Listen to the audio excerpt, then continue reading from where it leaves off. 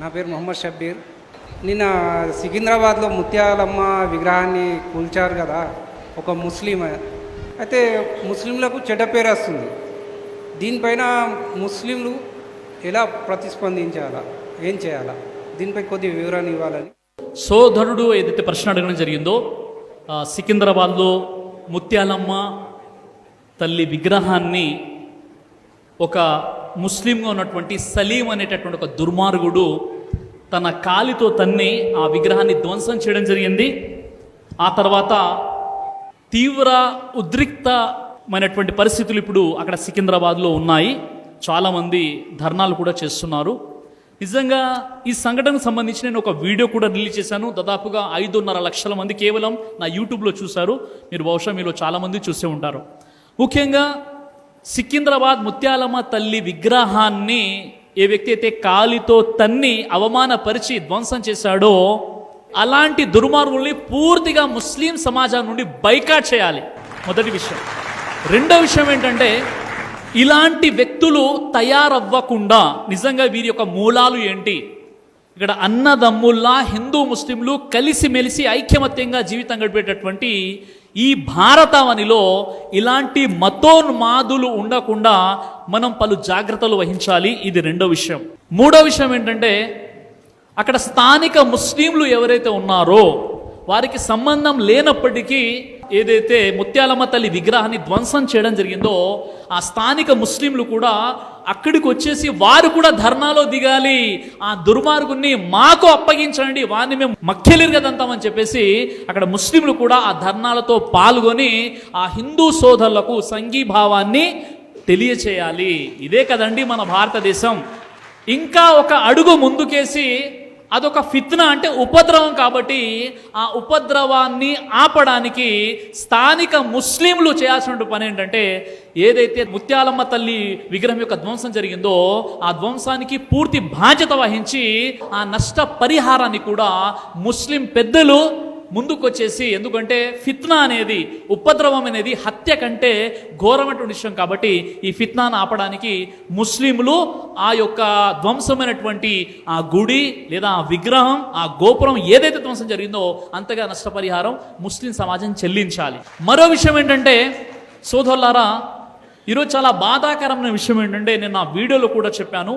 ఇప్పుడైనా దయచేసి ఎవరైతే ఇక్కడ ముస్లింలు ఈ సందేశం వింటున్నారో వారు తమ సోషల్ మీడియాలో ఒక పోస్ట్ పెట్టాలి. ప్రతి వ్యక్తి కూడా తన వాట్సాప్ స్టేటస్లో పెట్టాలి. అదేంటంటే, నేను ఒక ముస్లింగా సలీం అనే దుర్మార్గుడు సికింద్రాబాద్ ముత్యాలమ్మ తల్లి విగ్రహాన్ని ధ్వంసం చేసినటువంటి సలీం అనేటువంటి దుర్మార్గుని తీవ్రంగా నేను ఖండిస్తున్నాను.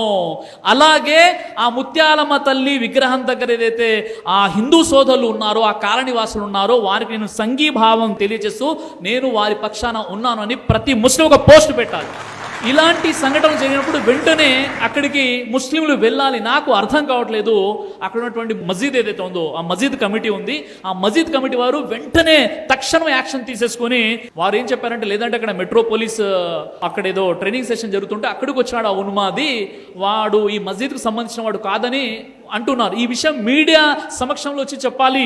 మేము ఉన్నామండి, ఇక్కడ మనం హిందువుల ముస్లిం కలిసి ఉంటున్నాం, మీరు మెజారిటీగా ఉన్నారు, మేము తక్కువ ఉన్నాం, ఈ తక్కువ ఎక్కువ అన్నది విషయం కాదు, కానీ మనం కలిసిమెలిసి ఉందాం.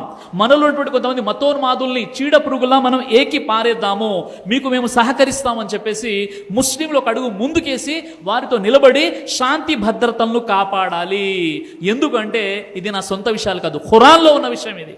ఖురాన్లో సూర అల్-అనామ్ నంబర్ 6 ఆయత 108లో వలా తసబ్బుల్లదీన యదూన మిన్ దునిల్లా, అల్లా ముస్లింలకు ఒక కండిషన్ పెట్టాడు. ఓ ముస్లిములారా, ముస్లిమేతరులు అల్లా కాదని ఎవరినైతే ఆరాధిస్తున్నారో ఆ దేవీ దేవతల్ని మీరు దూషించకండి అని అల్లా కండిషన్ పెట్టాడు.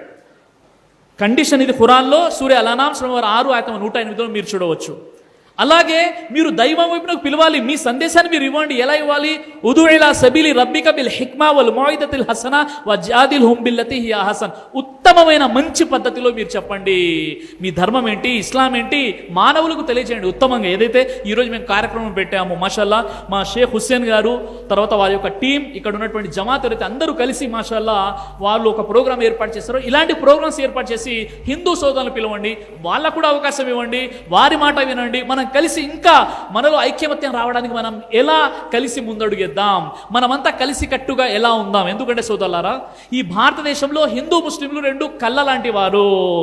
ఏ కంటికి గాయమైనా అది గుడ్డిదైపోతుంది. కాబట్టి కలిసి ఉంటే కలదు సుఖం, విడిపోతే ఒడిపోతారు, ఐక్యమత్యమే మహాబలం అనే సందేశాన్ని ఈరోజు మనమంతా కూడా ఇవ్వాలి. కాబట్టి మరోసారి ఏదైతే ముత్యాలమ్మ తల్లి విగ్రహాన్ని సలీం అనే దుర్మార్గుడు ధ్వంసం చేయడం జరిగిందో దాన్ని పూర్తిగా ముస్లిం సమాజం తరపు నుండి, ఒక పీస్ మెసేజ్ ఫౌండేషన్ తరపు నుండి, కోరట్ల ముస్లిం సోదరుల తరపు నుండి నేను ఈ విషయాన్ని పూర్తిగా ఖండిస్తూ ఎవరికైతే బాధ కలిగిందో వారితో క్షమాపణ కూడా వేడుకుంటున్నాను.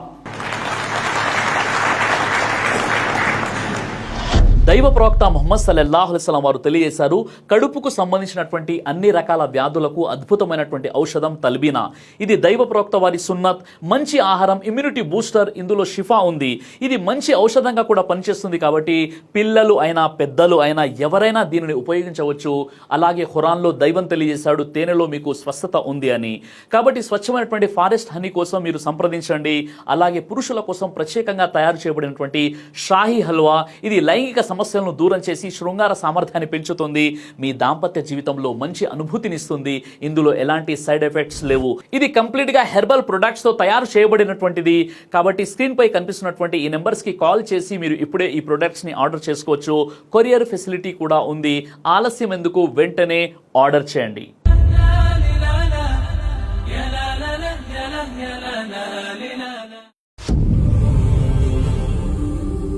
బ్రదర్ సిరాజ్ అని యూట్యూబ్ ఛానల్ని మీరు సబ్స్క్రైబ్ చేసినట్లయితే ఇన్షాల్లా దేవచిత్తం అయితే మీకు వీడియోస్ వస్తుంటాయి. అదేవిధంగా బ్రదర్ సిరాజ్ అనేటటువంటి ఫేస్బుక్ని కూడా లైక్ చేయడం వల్ల మీకు వీడియోస్ వస్తుంటాయి.